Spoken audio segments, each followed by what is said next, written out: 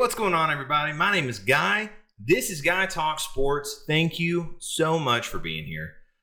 In today's video, going to cover Tennessee baseball as they took on South Carolina last weekend, and it was a good one. And there were some very important games. We'll get into it. Also, going to talk about a potential controversy as to the race to who would become the SEC champion. We're going to get into that. It's a pretty interesting conversation, I think, anyway. But before we get into all that, though, I did want to make a quick shout out to my wife. We had us another anniversary, 6 years together. She has put up with me for a long time. I don't know how she does it. She is a saint. I am so blessed to have her in my life. She's an amazing mother, an amazing wife, an amazing person. Thank you so much. I love you. Happy anniversary. Big transition. If you don't mind, right down below this screen, look at it. It's that subscribe button. Hit that for me. Help me continue to grow this channel. Let's get into this.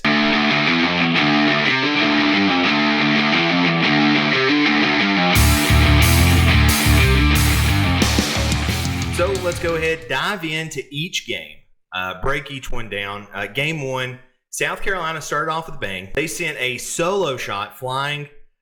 Tennessee responded right back, though, with Christian Moore. Who else? Started off strong. Solo leadoff home run, tied things 1-1 after the first inning. Moving on to the bottom of the third, once again, Christian Moore showing off, hitting another solo bomb, single-handedly taking on South Carolina at the time. Vols go up 2-1. And with those home runs, actually, sets the record at Tennessee for most home runs in a single season. A lot of baseball has been played at the University of Tennessee, and he set the single season record. Congratulations, Christian Moore. He has been unreal this year. Later in the same inning, with 2 on, 2 out, Kavaris tears. He goes oppo with a 3-run home run. Vols go up 5-1. Going to the bottom of the fourth, 2-out double from Blake Burke. Drives in a run. And Tennessee goes up 6-1. Top of the sixth, South Carolina hits another solo shot to inch closer, and it is 6-2. Bottom of the seventh, Tennessee drives home a run, and then with a runner on second, Dylan Dreiling smacks one deep and puts Tennessee up 9-2. Top of the eighth, South Carolina musters up a few base hits and eventually drives in 1 run. That's all they can do, though. That's all they can put up. Tennessee opens up with a very, very important Game 1 win, winning it at 9-3. Let's go ahead, jump into Game 2. Going to go to the top of the second. South Carolina gets pretty fortunate with the Tennessee error, and they take advantage. You get bases loaded, 1 out. They get back-to-back base hits, and then a sacrifice deep fly ball, and the Gamecocks go up 3-0. Tennessee offense couldn't do very much most of the game. It was a bit of a pitiful start, but bats eventually wake up like a flip of a switch. 1 out, bottom of the sixth. Christian Moore gets this ball rolling, and he smacks one deep off the scoreboard for a solo home run. And later in the inning, 2 on, 2 out, Hunter Ensley blasts a 3-run home run, puts Tennessee up 4-3. So just like that, Tennessee goes back on top. Going to jump to the bottom of the seventh. Bases loaded, 1 out. Blake Burke hits one of the hardest hit balls that I think I've seen this year. He hits it over center field, absolutely blasts it. He was 0-for-3, I think, at that point in the game. And it really comes up clutch. It was a breaking ball left over the middle of the plate. You just cannot do that, especially for somebody like Blake Burke. And he absolutely hammered it. So let's kind of shift into pitching now. Other than that one rough inning, Drew Beam, he had a nice game. He had a decent outing. He picked up the win, and Tennessee wins Game 2, 8-3. That's their 9th straight series win. 9th straight. They have had a remarkable year. Let's get into Game 3, right? In my last video, I kind of talked about how close this SEC race was and is. Kentucky had a 1-game lead, and so if they won out, they were going to be outright SEC champions. But with a little help, Tennessee could win it all, or they could end up splitting it. So each game is important. And if games 1 and 2 happen on the same days that Tennessee's did, they were playing Vanderbilt at Kentucky, at home. And they killed Vanderbilt the first 2 games. I think they won the second game in like 7 innings. And so game 3, if they win that, that's it. You know, they're outright SEC champions. And so for this one, Tennessee has to win, and they have to have Kentucky to lose in order to share this SEC title. And we will get into more about that later. So let's jump ahead. Bottom of the 4th, Kavares Terrace hits a 2-out double.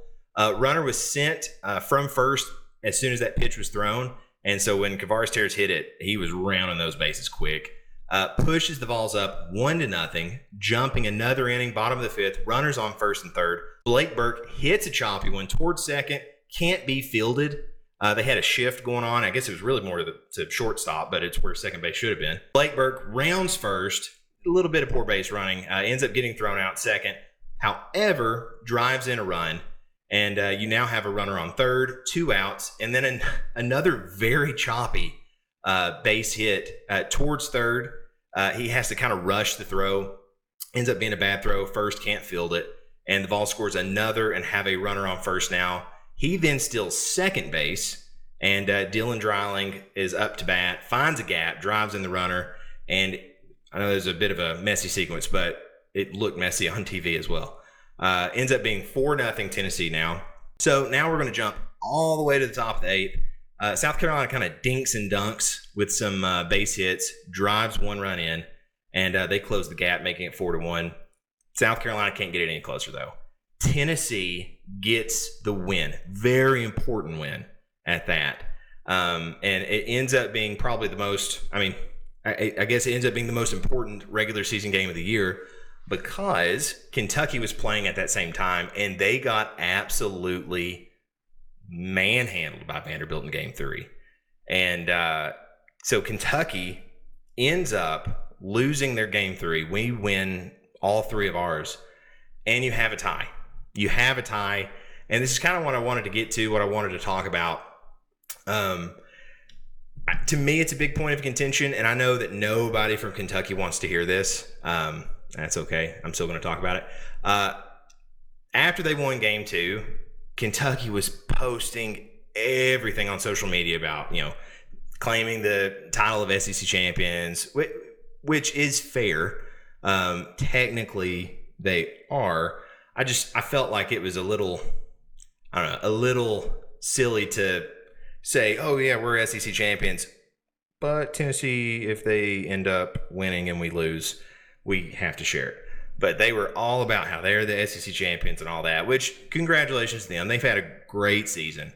But Tennessee winning and Kentucky losing that game 3, you get this co-champion thing. And I hate that. I can't stand it. Co-champion. You're either number one. It's like you're either first or last, right? You're either number 1 or you're not. And this kind of sharing the title, I don't like that at all. I don't like that. I think there should be one winner. And am I a little bit biased towards this? Sure, I'm a big Tennessee fan. I'm sure Kentucky fans are exactly opposite of my opinion right now. But if you look at the series that they played this year, Tennessee won. Tennessee wins that series. And I think in a head-to-head, if you look, compare them head-to-head, then they get the tiebreaker, and Tennessee should be named SEC champion and Kentucky should be left out. That's how I feel. I don't like sharing titles. You either win it or you don't. I would feel the exact same way if Kentucky beat us in the series and then we still ended up, sharing this title. I would say, well, Kentucky should be the winner. But in this case, Tennessee wins the Tennessee-Kentucky series. They end up with the exact same conference record. Tennessee should be the SEC champion. That's not how the rules are, though, and so it has to be recognized that they are technically co-champions, or however they want to call it. Anyway, that's my soapbox on that. I don't know. I guess that's just the competitiveness in me. I don't like having to share a number 1 with anybody. So it is what it is. I think those rules need to be looked at, though. I don't like the idea of sharing a title. And I feel that with any sport. That being said, let's look at the Tennessee Vols. They end up winning their share, getting claimed SEC champions, co-champions, what have you. And Tony Vitello should once again be just commended for everything he's done for this program. My gosh, he's done such an amazing job. So kudos to him. What a great coach. For the SEC tournament now, it starts today. Tennessee earns that number 1 seed, and they are set to play either Vanderbilt or Florida, and that is tomorrow, May 22nd, Wednesday.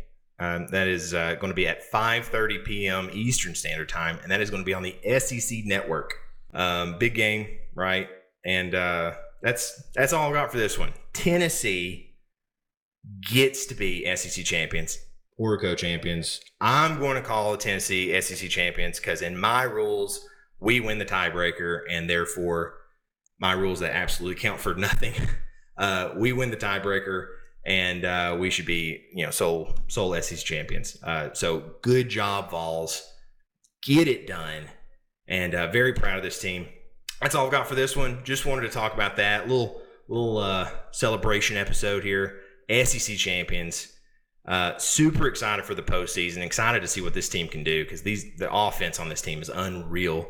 Thank you so much for watching this video. I appreciate each and every one of you. Thank you so much for everything. If you don't mind, drop a comment down below. What are your thoughts on this whole SEC champion, co-champion kind of deal? I'd love to hear from Kentucky fans. How do you feel about it, knowing that we won the head-to-head series? Again, I know what the rules say, and so technically we're co-champions. But how do you feel about it, Tennessee fans? How do you feel about it? Anybody else want to chime in? Maybe I'm kind of in my own little corner here saying that we should be sole SEC champions, but I don't think so. I think a lot of people feel this way.